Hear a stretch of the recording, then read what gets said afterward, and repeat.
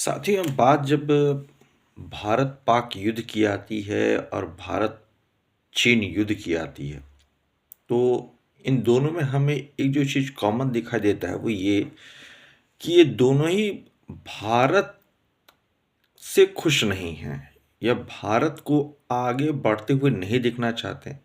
इनका वो मकसद पूरा नहीं हो पाता है जिस मकसद को ये एक्सपेंड करना चाहते हैं, ये फैलाना चाहते हैं। ये एक कॉमन फैक्टर है जो पाकिस्तान से भी दिखता है और चीन की तरफ से भी दिखता है। आ, पाकिस्तान से भी स्पॉन्सर्ड लोग भारत में बैठे हुए हैं और चीन से भी स्पॉन्सर्ड लोग भारत में बैठे हुए हैं। जैसा पहले की वीडियो में मैंने बताया भी था कि जो वामपंथ की विचारधारा है वो कहीं ना कहीं चीन प्रेरित है। और जो एक अपने यहाँ जो एक तबका है जो पाकिस्तान को सपोर्ट करता है इनडायरेक्टली, जो आपके सामने नहीं आता है, वो कहीं ना कहीं पाकिस्तान स्पॉन्सर्ड है।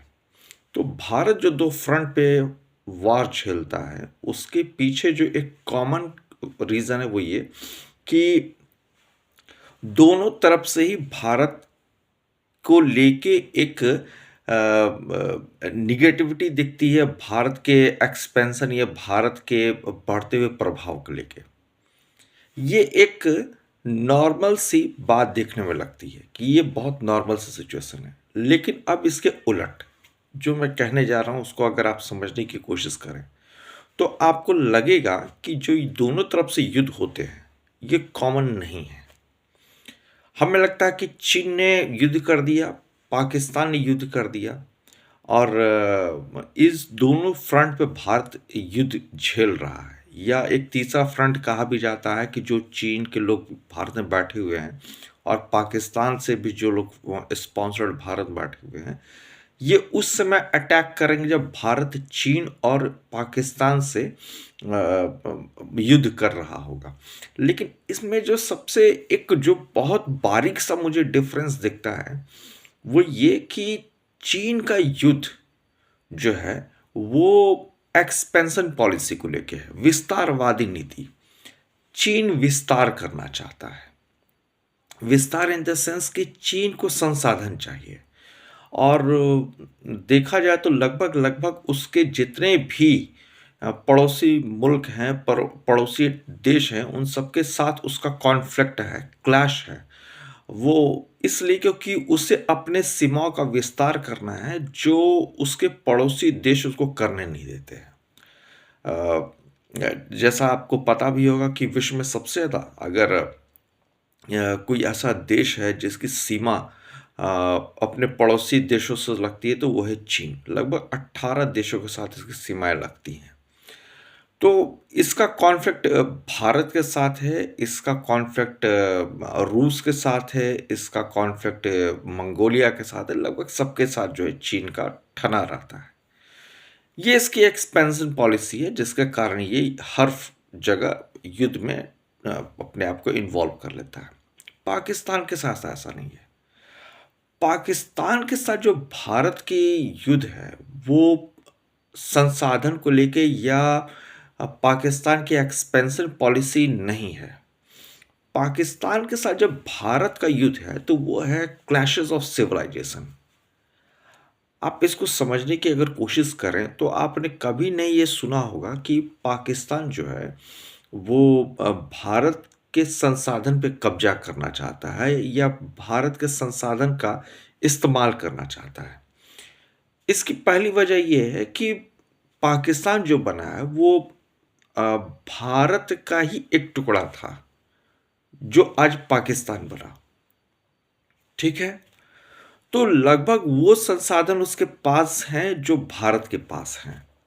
ठीक है, तो पाकिस्तान आपसे संसाधन के लिए झगड़ा नहीं कर रहा है क्योंकि वहां पे वो चीज़ें मौजूद हैं, उसके पास भी वो सारे के सारी चीज़ें अवेलेबल हैं। वहां से जो क्लैशेस ऑफ सिविलाइजेशन है वो इस बात का है कि उसे भारत को एक इस्लामिक मुल्क में कन्वर्ट करते हुए आगे बढ़ना है। मतलब पाकिस्तान जो है वो इस्लामिक आइडियोलॉजी को आगे बढ़ाना चाहता है और भारत एक हर्डल है उसके लिए।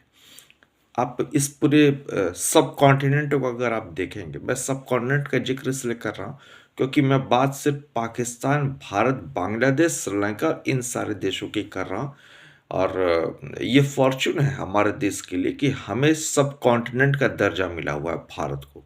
विश्व में अकेला ऐसा देश है भारत, जिसे सब कॉन्टिनेंट का दर्जा मिला हुआ है और इसके नाम पे एक महासागर है, हिंद महासागर। तो ये भारत के साथ एक बहुत यूनिक फीचर जुड़ी है जो विश्व में किसी के साथ नहीं जुड़ी हुई है। हालाँकि हम हिंदुस्तानियों को कभी इस पे गर्व नहीं होता है क्योंकि हम लोग के दिमाग में ऐसी बातें डाल दी गई हैं कि भारत ने क्या अचीव किया है या भारत में तो कुछ नहीं है, ना तो टेक्नोलॉजी वगैरह-वगैरह बहुत सारी बातें हैं। तो मैं उस नेगेटिव चीज़ों की तरफ नहीं जा रहा हूँ। जो आपके पास वो चीज़ें हैं, जो आपको नेचुरली बहुत स्ट्रॉन्ग बनाती हैं। नॉट इकोनॉमिकली, मैं नेचुरली बात कर रहा हूँ, तो उसमें अगर देखा जाए तो भारत के साथ ये दो चीज़ें बहुत खास रही हैं कि एक तो भारत वो है, वो एक सब कॉन्टिनेंट है और दूसरा जो है भारत के पास एक नाम का एक महासागर ओशन है।